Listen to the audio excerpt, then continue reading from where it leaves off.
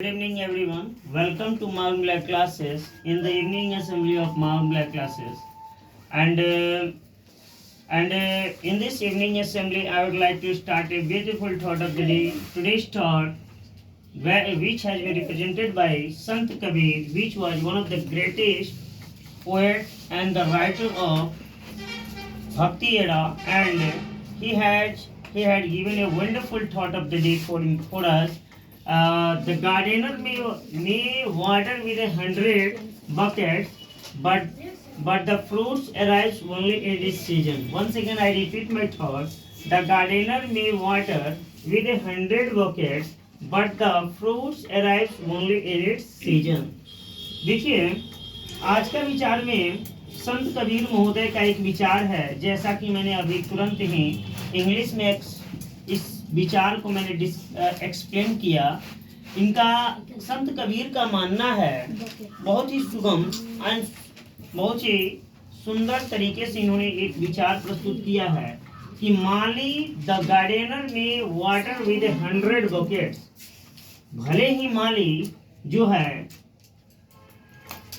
अपने फलों में सैकड़ों टोकरी यानी सैकड़ों बाल्टी पानी भरे, भले ही माली अपने बाग में यानी फलों में सैकड़ों बाल्टी पानी भरे, परंतु वह फल but the fruits arrive only in its season, परंतु फल तो अपने मौसम में ही फलेगा।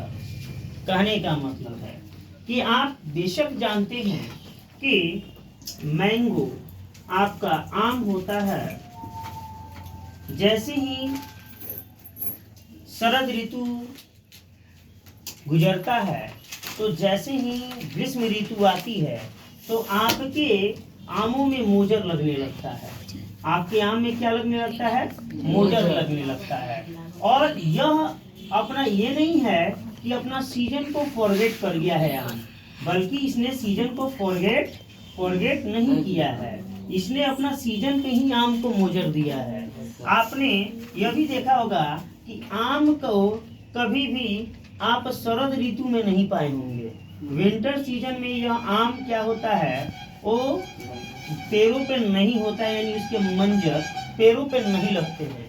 यानी अर्थात इस शब्द से कबीर महोदय का एक ही प्रस्तुतिकरण किया गया है कि भले ही हम हजारों बाल्टी किसी भी फलों के जड़ों में हम उसको पानी पटाएं, परंतु फल को पानी देने की दिशा नहीं, वो अपने सीजन पे ही अपना फल को क्या करेगा? उपज करेगा।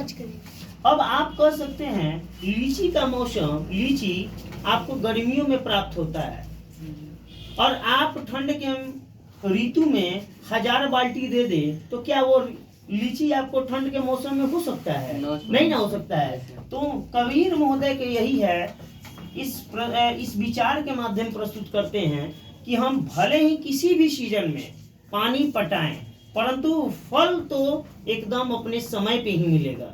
इसका मतलब है कि आप भले ही शिक्षा शुरू से ही पढ़ रहे हैं, आप इसका मतलब यह भी एक मानव जाति पर एक रेफर लेकर चलें, इसका शिक्षा का एक मैसेज लेकर चले, तो आज आपको हम पढ़ा रहे हैं, एक शिक्षा के माध्यम आपको आगे बढ़ा रहे हैं, तो क्या आज ही आपको फल मिल जाएगा?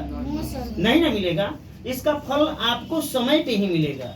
आप 8 में हैं, कल 10 का एग्जाम दीजिएगा आने वाला भविष्य में, फिर उसके बाद आप इंटर का एग्जाम देंगे, उसके बाद भविष्य में ग्रेजुएशन का एग्जाम देंगे।